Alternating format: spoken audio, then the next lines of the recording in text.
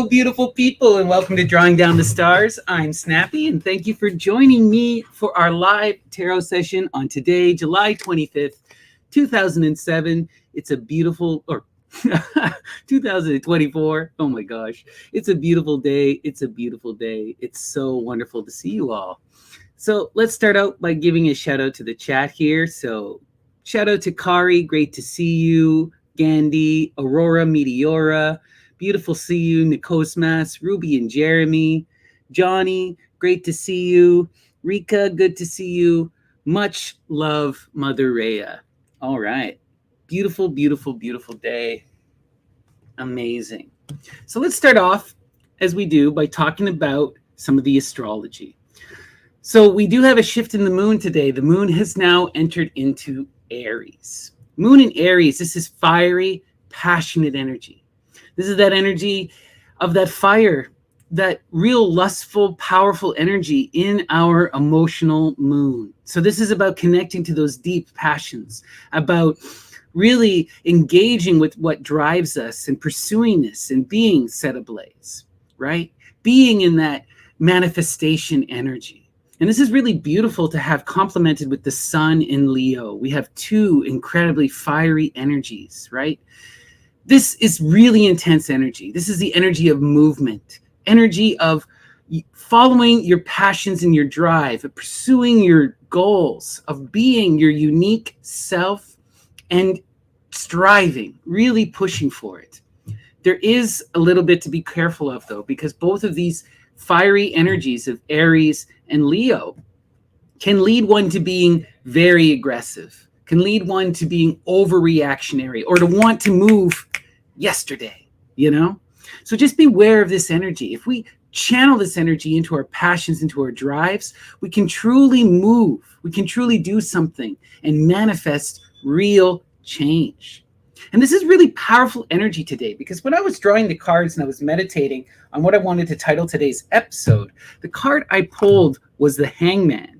But I pulled the Hangman in reverse. So I usually don't do the reverse energies, but I felt this one because normally the Hangman for me, when I see that energy, it's this call to make active change. It's a call that to recognize that we are hanging, and that we need to do something to change our situation.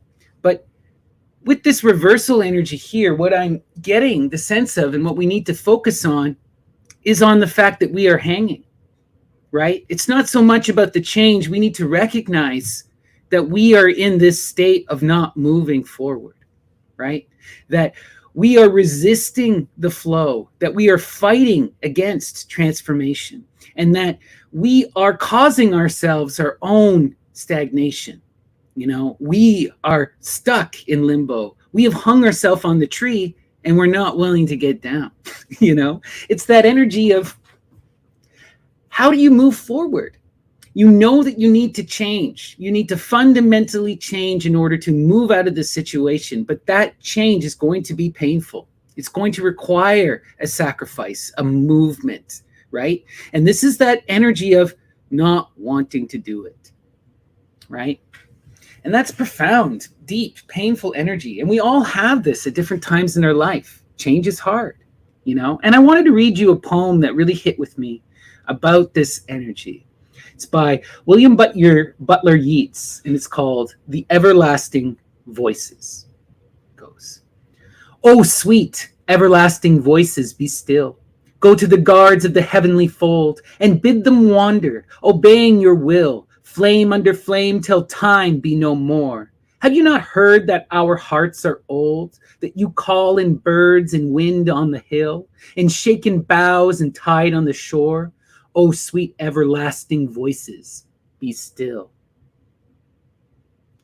The message here is to learn to hear the voices, to learn to understand that it is us that causes the flames to ignite. It is us that calls in the birds, right? That makes our hearts heard. The universe reacts to the stories that we tell, you know? And if you cannot tell a story of transformation, if you can't move, then you will be stuck in limbo. What this is about is recognizing your universal nature, right? The fact that we are eternal beings in an eternal cycle, and that these cycles are unfolding according to our will, right? And that if we learn to trust in the flow, if we can see and accept where we are, then we can imagine where we need to go. We can imagine who we wish to be into the future. We can make the sacrifices necessary to come down from the tree, right? And I always think of this incredible energy of two deities when I think of the hangman. First is Odin, the one who hangs himself upon Yggdrasil in order to gain the knowledge of life and death, right? He goes through that sacrifice in order to understand you must die before you die, so you know the powers of death, right? You must face and go through these traumas, and you must overcome them. You know, this is what the hangman message is about. And it's another person that we see is the demigod Odysseus with this imagery. You know, when he goes to the magical island of Aiaia and meets the magical queen Circe, she warns him of the power of the sirens and gives him the knowledge to overcome them. And that is to put in his ears the wax, the beeswax, and to hang himself from the mast. You know, and what Odysseus does is by hanging himself from the mast and then removing the wax, right? But having the wax in his men's ears, he hears the voices of the sirens. He gains that knowledge of perception. He learns the voice, but he is not overcome by it. He resists it through the will, through tying himself to the mast, right? Through overcoming temptation through strength, but still looking upon temptation and understanding what it is, right? This is the message. We need to resist and overcome these things. Learn to recognize them for what they are and gain the knowledge, right?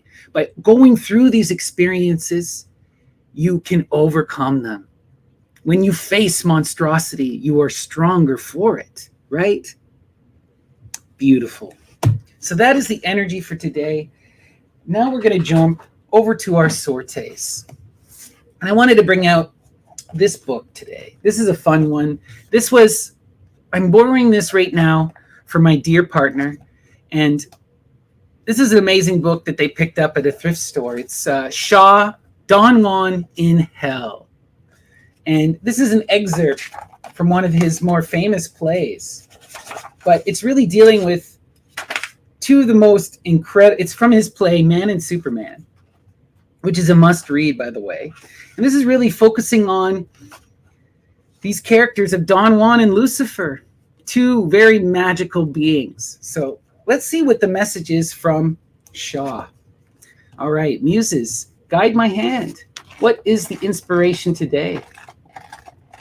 What is the message for our community? Inspire us. What of it? It is not death that matters, but the fear of death. It is not killing and dying that degrades us, but base living and accepting the wages and profits of degradation. Better 10 dead men than one live as a slave or a master. Wow. Isn't that so incredible? It is not death that matters, but the fear of death. It is not killing and dying that degrades us, but base living and accepting the wages and profits of degradation. Better 10 dead men than one live slave or his master. Wow. And that is such true message to go with this hangman energy, right? It is the fear of death that is the problem. It is the fear of the monstrous. By hanging ourselves upon the tree, we can gaze into that abyss. We can face those monstrosities, right? We can view them by proxy and learn to overcome, to resist, you know? And we need to recognize that both the slave and the tyrant are problems. You know, we don't want to rise and be kings and imprison and enslave those around us. And we don't want to be slaves to any either. You know, the key is to find that middle path, the path of the Helios, right? To go through the center, to find our way to ionic life. And we do that through not burning ourselves in the sun or crashing into the waves of the underworld. You know, we have to meet in that balance. We have to face fear and overcome in order to persist in transformation. Beautiful. All right. Let's now hop over to Lord Byron, selected poetry and letters. Muses, guide my hand. What is the message from Lord Byron? Inspire us. It was such pleasure to behold him, such enlargement of existence to partake, nurture with him, to thrill beneath his touch, to watch him slumbering, and to see him wake. To live with him forever were too much, but then the thought of parting made her quake. He was her own, her ocean treasure, cast like a rich wreck, her first love and her last. Wow. This is about recognizing that beauty of love and understanding that it can enlarge our existence, that it can transform us and make life worth living, right? That the thought of losing our love makes life, it makes our hearts quake, right? It was such pleasure to behold him, such enlargement of existence to partake nature with him, to thrill beneath his touch, to watch him slumbering, and to see him wake. To live with him forever were too much, but then the thought of parting made her quake. He was her own, her ocean treasure, cast like a rich wreck, her first love and her last. Nothing is forever, but love makes us wish things were. And love is worth striving for, even though there will be a parting, even though it is not forever, and even though the pain of loss is so great, the love makes it all worthwhile. First and last, you know, embrace that beauty, experience it in its totality, and learn to move beyond it. Wow, magic. Okay, we're now going to go to Boccaccio, the Decameron. Muses, guide my hand. What is the inspiring message today? Then said the king, and I am minded to take your advice. Wherefore, without giving you further trouble, I will leave you. Okay. Then said the king, and I am minded to take your advice. Wherefore, without giving you further trouble, I will leave you. I think the message is, if we learn to take responsibility for ourselves, and we stand against tyrants, against kings, and we take responsibility, they will leave. If we ask them, we can overcome this, right? We can come together as a community and learn to take responsibility. We do not need kings. We do not need these leader figures. What we need is each other, right? In harmony and flow as that chorus. Beautiful. Okay, we're now going to go to Aleister Crowley's Book of Thought. All right. Muse, guide my hand. What is the message from Aleister Crowley? Inspire us. With the breath of her kisses hath she fermented it, and hath it become the wine of the sacrament, the wine of the Sabbath. And in that holy assembly hath she poured it out for her worshippers, and have they become drunk thereon, so that face to face have they beheld my Father. With the breath of her kisses hath she fermented it, and it hath become the wine of the sacrament, the wine of the Sabbath. And in the holy assembly hath she poured it out for her worshippers, and they have become drunken thereon, so that face to face have they beheld my Father. Right? This is about becoming worthy to experience the possession, right? What does the wine do but brings the madness? And by engaging with that divine feminine, the priestess, the soteria, she's the one who brings you to the divine, to the Father Mother, right? That holy Aphrodite. That's beautiful. Wow. We need to recognize, right, that the wine is also a gift of the priestess. It comes from the divine feminine, right? And it is that wine that brings the enthusiasmos, right? That enthuses us, brings that inspiration, that draws the divine into us, and that communal shared experience of bliss and overcoming. Beautiful, right? The blood, right? The wine is life. Magical. It's about that generation, embracing the generation, always. Parvati Darpana. This is a beautiful book by Harsha V. Dehasia, one of my professors back in university. Muses, guide my hand. What is the message from Dr. Dehasia? Inspire us.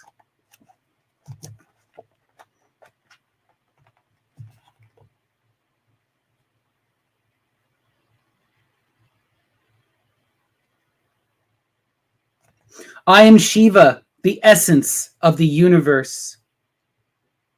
Prior to this, Shiva's consciousness was limited, and the state of knowledge could be captured by the words, I am.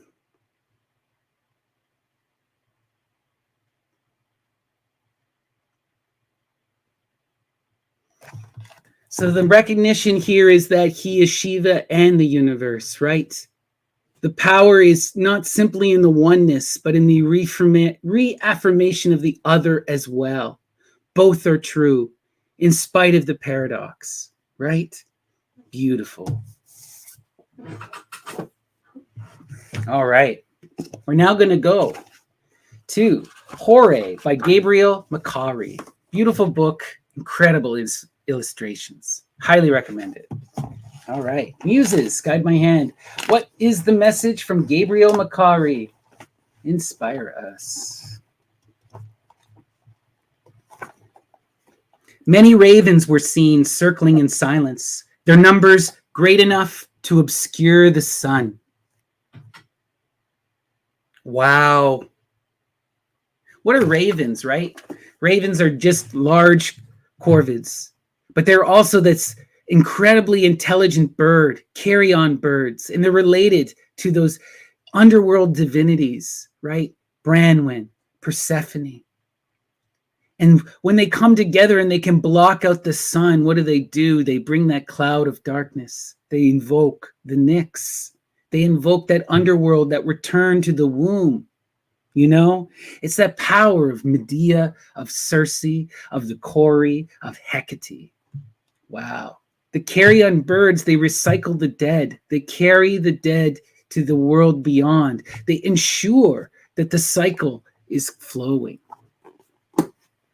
Listen to the ravens. They'll often will come, ravens can learn to speak. One of the most intense moments I ever had was I used to work at this clothing store, and one day I'm going out of the back of my shop to throw a cardboard, and all of a sudden I just hear hello, and I'm looking around like there's no one around. What the heck is this? Then I hear it again, hello, and I'm just like panicking, looking. Then all of a sudden, in this tree in the field behind my work is one corvid, one raven, giant, just sitting there in a tree, staring at me, saying hello. I was like, holy crumb. I tried to get close and he flew away. Never saw him again. But that was a magical moment and a terrifying moment. And it's just beautiful, right? Learn to listen to the birds, right? The birds are so magical. The muses are birds. The priestesses of Aphrodite are birds. The bird's song is the song of the universe. The augurs, those who do the divination, watch the flight of birds and listen to the birds. Augur is a title of Apollo Helios. It's magic. Okay, let's continue. We're going to hop over to Liber 420. This is a beautiful book done by a dear friend of mine, Chris Bennett. Muses, guide my hand. What is the message from Chris Bennett? By plants are understood opiates, hashish, and other narcotics, by means of which the astral body is freed, and thereby the contact with the transcendental world is obtained. The Oriental Easterners know a great many of those plants means for the arousing of the higher senses and for the attainment of magical powers. The Indian vegetable mixture used for gaining these powers is secretly kept and usually unknown, but by the guru. Wow. And that comes to us from one of these armchair anthropologists, a guy by the name of Weinfurter. Interesting. The message here is to look and listen to the plants, right? Nature provides you with the keys, with the means for transformation, with the tools to help you hear. The key is to be in that balance, right? And to be in flow with the universe, to speak to the plants, to ask them for guidance and to treat them as honored friends, right? As a part of creation and as equally important as us, you know? It's just beautiful. And you don't need to always, it's not just in theogens. You can do this with anything. All of life is alive. And we need to engage with the world, especially with the plants, with that which is alive and sustains us. You know? Magic. All right. We're going to go to my dear friend Graham's book, The Shape of My Will, an incredible collection of poetry. Can't recommend it enough. Muses, guide my hand. What is the message from Graham? Okay. This is beautiful. Self-loathing feeds this empty machine. Self-loathing feeds this empty machine. This tells me so much. Number one, we are not empty machines. We are divine. This is not simply a vessel for, it's not a machine, it's a vessel for the divine, right? And this is our chariot, our Merkaba. And it is self-loathing that holds us back, right? It is self-loathing that prevents us from transformation, that prevents us from attaining our true will, from learning to move and flow, from doubting ourselves.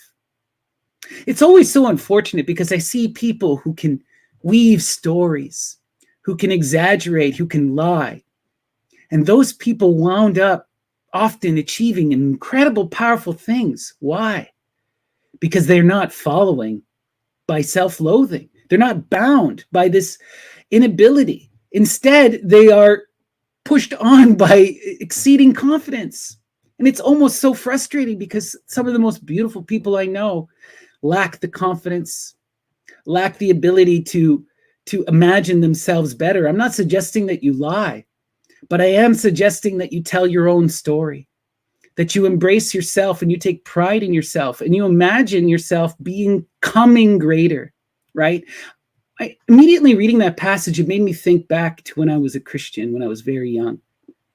And I really became messed up and obsessed at one point with this prayer called the Jesus Prayer, which is an Orthodox prayer. It goes, Jesus Christ, Son of God, have mercy upon me, the sinner.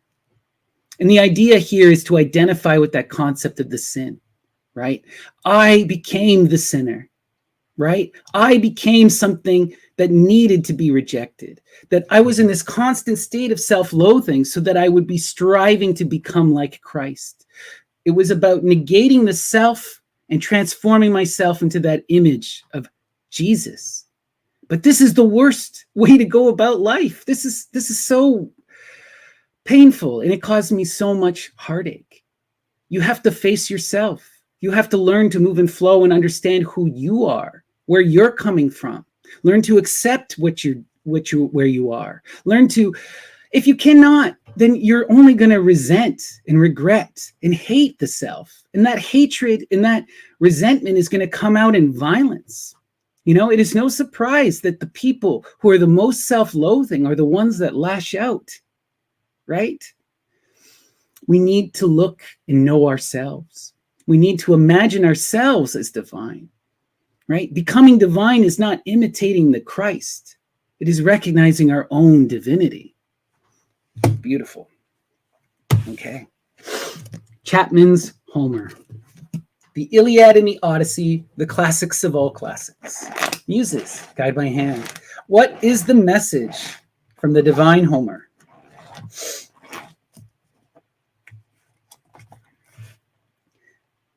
Athenian palace, her axis advances up to the great in soul's Ulysses' seed, suggesting his return now fit for deed. The Athenian palace, her axis advances up to the great in soul Ulysses' seed, suggesting his return now fit for deed. Who protects Ulysses, Odysseus, and brings him home? Pallas Athena, right? The divine androgyne, the one who brings democracy, the protector, right? Beautiful. I love that. Okay. We are now going to go to who's who in Greek mythology. Let's see who the figure we get today is. This should be fun. Muse, guide my hand. What is the message from who's who in Greek mythology? Inspire us.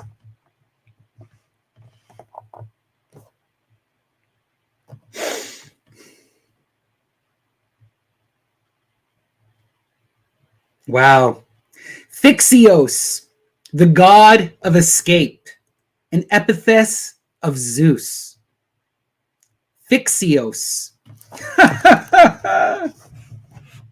Isn't that interesting? That Zeus, the demiurge, is also in charge of escape. The one who can free you is the one who imprisons you. Something about resisting the tyrant, maybe. Interesting. I need to look more into this because I had not heard this epithet before. Phyxios, god of escape, an epithet of Zeus. Interesting. Lots to ponder. All right. We're now going to go to our Ganapati oracle. Ganapati Ganesha is that incredible god of beginnings, the divine child, right?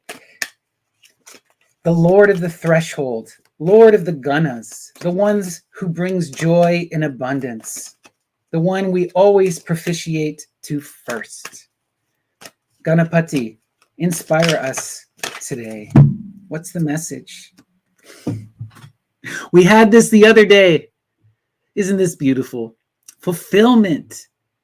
Be fulfilled. Strive to be fulfilled. Strive for that love and that joy. This immediately makes me think of that energy of the hangman, right? What I get with this energy of the hangman is that your fulfillment is on the horizon. You see it. It's just out of reach. It's just at the foot of the tree. All you have to do is get down and grab that apple. That Plutus is there. Take a bite. You will be fulfilled. Your dreams, your wishes are just in front of you. Make the sacrifice. Take the leap. Climb down the tree and go and flow with life. Beautiful. Seek fulfillment in yourself, in joy, in love. There's nothing wrong with this. Beautiful. All right.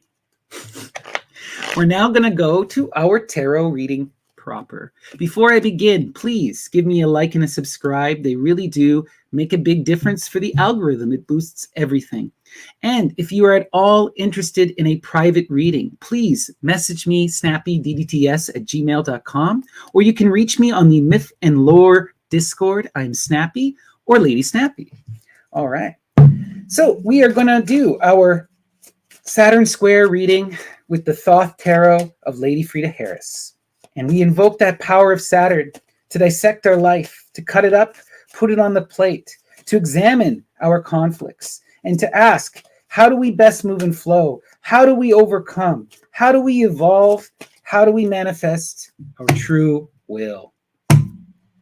The middle card is always the most important. Disappointment. Wow. Disappointment. This is really profound energy because I feel like it fits really well with the hangman energy that I had received with that reverse hangman that is the defining significator for our reading. And what I mean is that this is that feeling of We are not fulfilled where we are.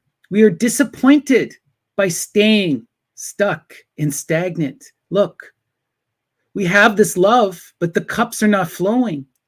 What that means is that we are in connection, but the connection is not sustained. This could be because we are unwilling to share love.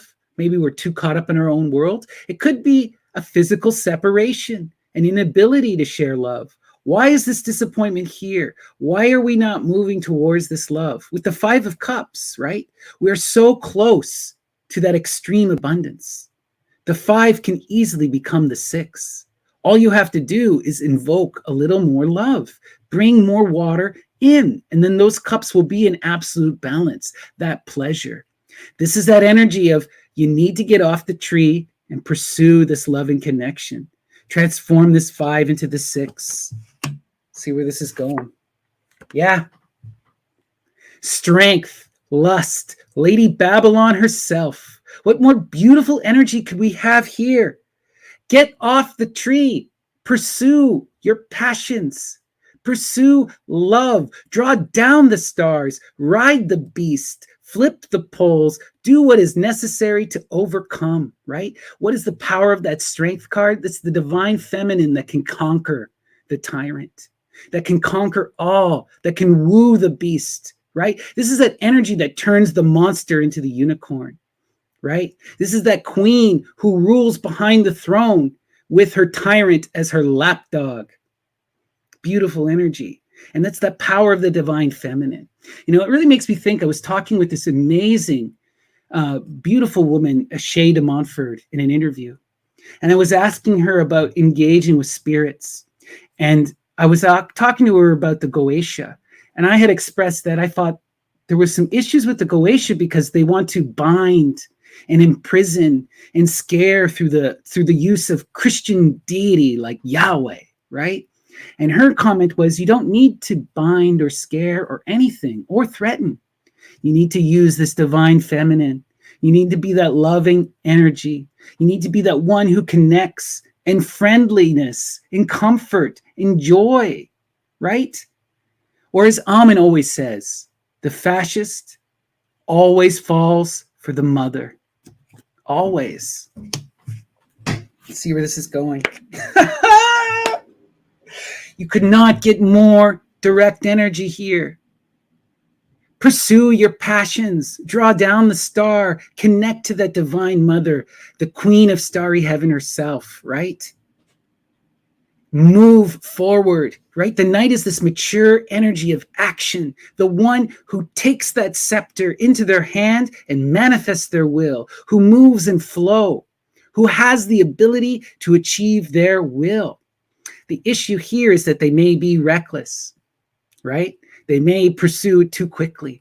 But as long as they move in pursuit of love, as long as they're connecting with her, beautiful, powerful energy, transformative energy, this is going away.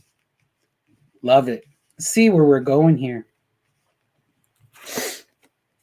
Wow. You have the power. You have the power here.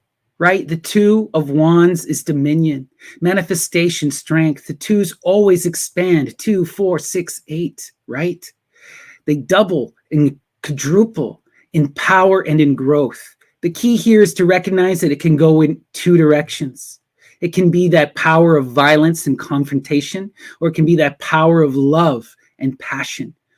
Where are you directing your energy? Where does your will go? You have control here.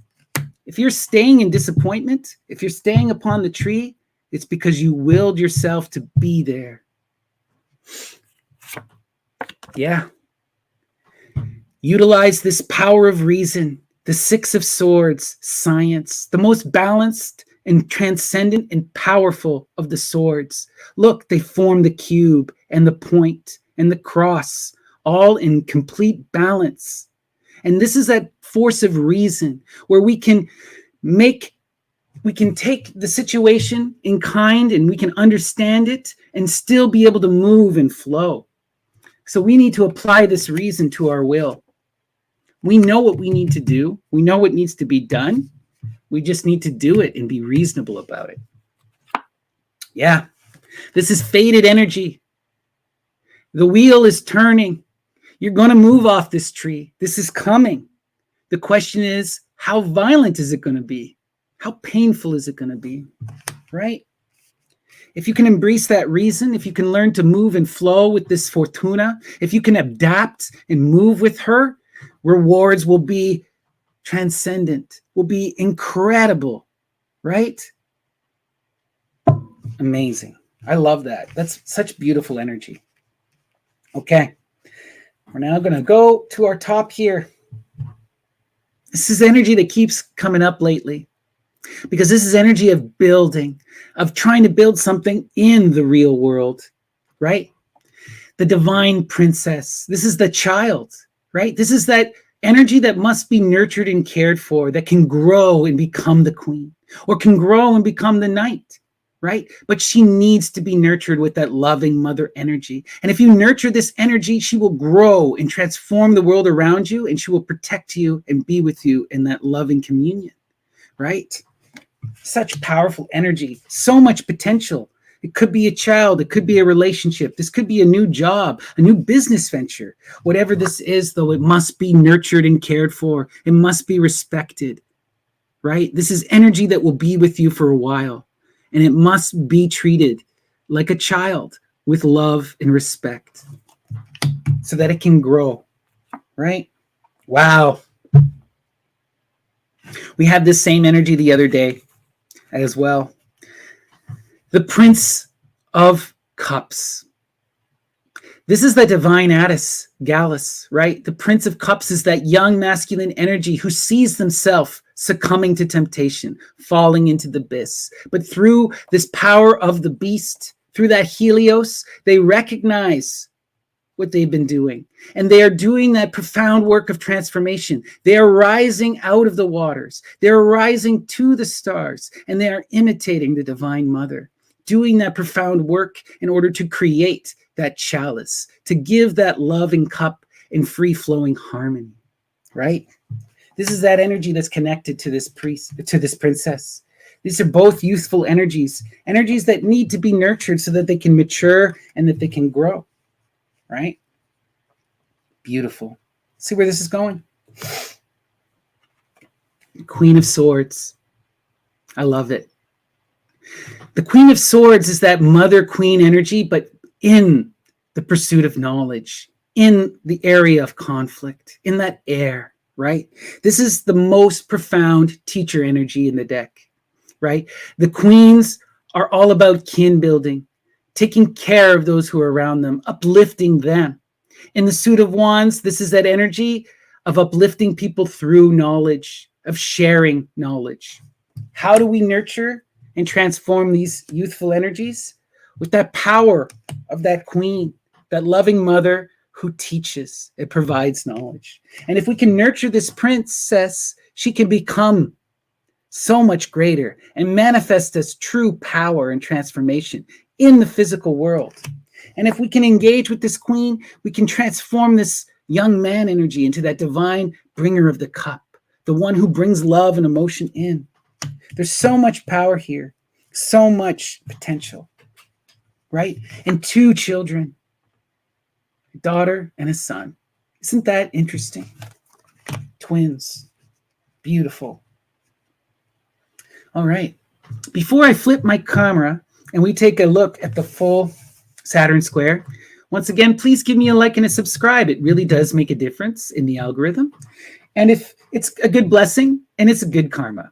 And if you're at all interested in a private reading, please reach out. You can find my email in the description, or you can message me on the Myth and Lore Discord as Snappy or Lady Snappy. So let's take a look. Here is our full Saturn square. And we're going to start with this energy. Wow. This is amazing when we see this. The Prince of Cups is that energy of divine imitation, that young person who is trying to draw down the stars through that imitation, to connect to this person, to bring that love and abundance, right? Wow. To be in that strength, to draw down the star, to transform into that divine mother. How do we do that? How do we connect to her? Through reason, through education, through learning. This young man still has much to learn, much growth before he can become that Queen of Cups or that Knight of Cups. But if he can mature and become that energy, he can draw down the star, he can embody that goddess, he can ride the beast and transform his reality. Beautiful. Wow. And then when we look here, right, this disappointment.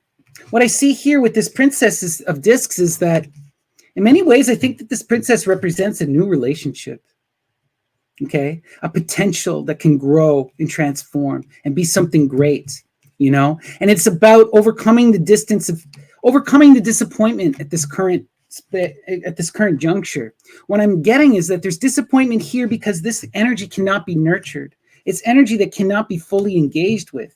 Right? We need to manifest this will so that we can move and flow. We need to transform this 5 into the 6 so that we can sustain and nurture her. Right? There's love here. There's power here. But it's not growing because we are stuck on the tree. And we must manifest that will to move this 5 to 6 so that we can transform this into that queen. Right? Beautiful. Let's look at this energy. The Knight of Wands, right? That energy of pursuing your will, of wielding the scepter, of going out with that profound ability. Fate. We're meant to embody this knowledge. We're meant to embody this power, to connect to this feminine too, right? These two energies are meant to come together in passionate connection, the fiery passion and that teaching queen, right? Together, these are the energies that will give us the ability to overcome the disappointment, to draw down the star, to connect to that Lady Babylon, and to move and flow and to transform this princess into the queen. Wow. All right. Let's look at our crosses.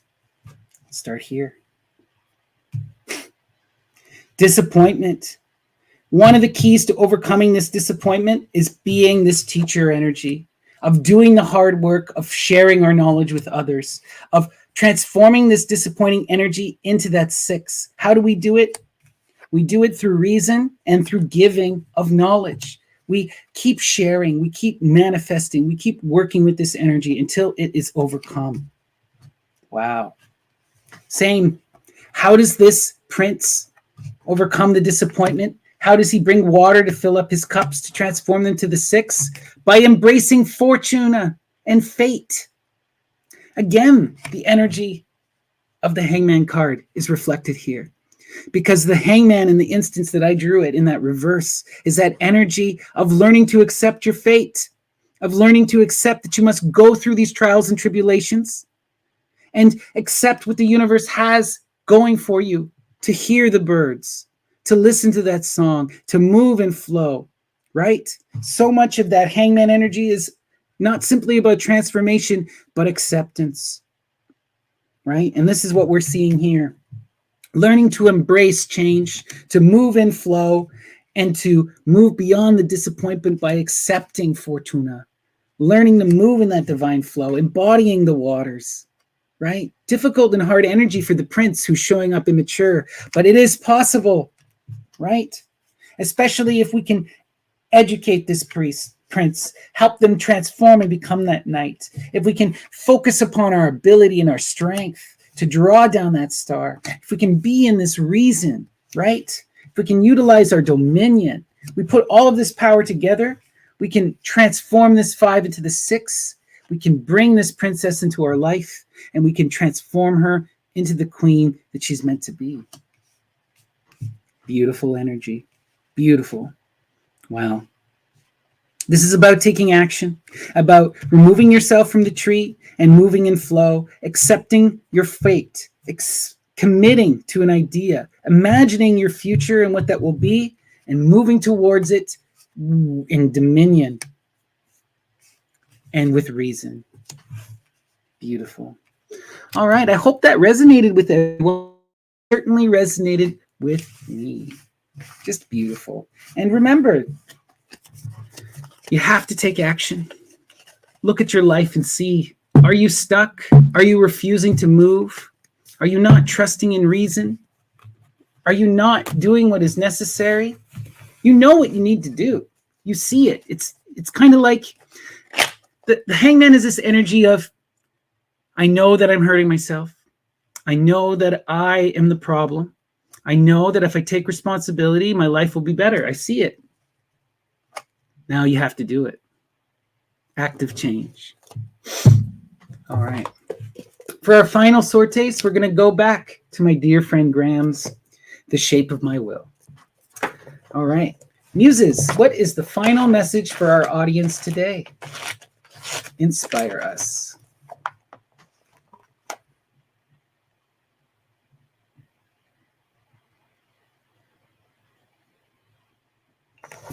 Is there no escape? Each day and night I writhe in agony as these death sensations course through my veins and smother my thoughts. Is this not the energy of the hangman? Is there no escape? Each day and night I writhe in agony as these death sensations course through my veins and smother my thoughts. There is escape. And there is a way to move each day and each night. It's about learning to take the leap, to trust in yourself and to make the changes necessary to overcome, to manifest your will, to imagine a future different from where you are, and to take responsibility. Wow. Intense message. I hope that was helpful for you all. It was certainly amazing for me.